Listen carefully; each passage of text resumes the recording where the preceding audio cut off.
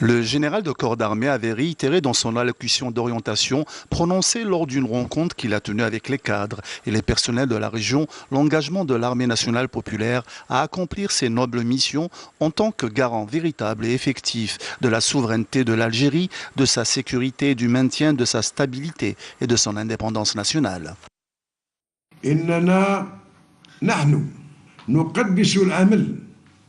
الميداني. Nous valorisons le travail sur le terrain et nous fournissons toujours avec sérieux et loyauté, guidés par les orientations et le soutien de son Excellence, le Président de la République, chef suprême des forces armées, ministre de la Défense. Un travail qui constitue le pont solide à travers lequel l'armée nationale populaire, digne héritière de l'armée de libération nationale, renforce le rempart de sa puissance, puisqu'il est le véritable garant de la souveraineté de l'Algérie et de sa sécurité. Ainsi, nous considérons que la souveraineté de notre pays, la sauvegarde de sa sécurité et la préservation de sa stabilité et de son indépendance nationale sont une mission permanente et immuable, voire sacrée pour l'armée nationale populaire.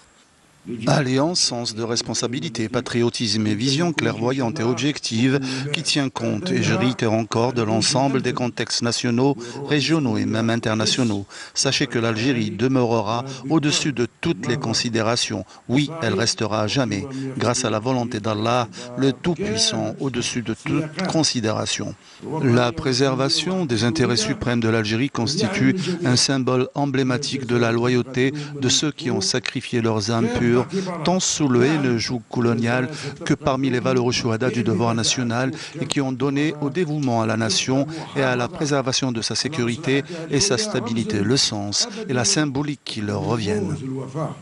Au niveau du secteur opérationnel Sud-Est Janet et après la cérémonie d'accueil, en compagnie du général-major Hassan Alaïmia, commandant de la 4e région militaire, le général de corps d'armée a visité quelques unités mobilisées au niveau de la bande frontalière, à l'instar du 42e régiment blindé et du 34e bataillon d'infanterie, où il a suivi un exposé présenté par le commandant du secteur opérationnel. Outre des exposés présentés par des commandants d'unités du 10 secteur portant sur les missions principales de ces importantes unités, il a également tenu une rencontre avec les personnels à travers laquelle il a valorisé les efforts fructueux consentis jour et nuit par la protection des frontières de notre pays contre tous les fléaux.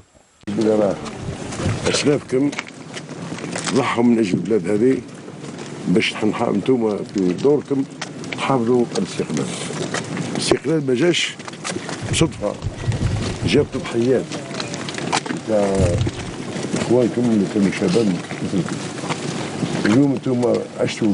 بالاستقلال الواجب عليكم باش تحموا البلاد والبلاد ما تخلوش حتى لا شبر واحد وشكون اللي يحمي البلاد هو ولادها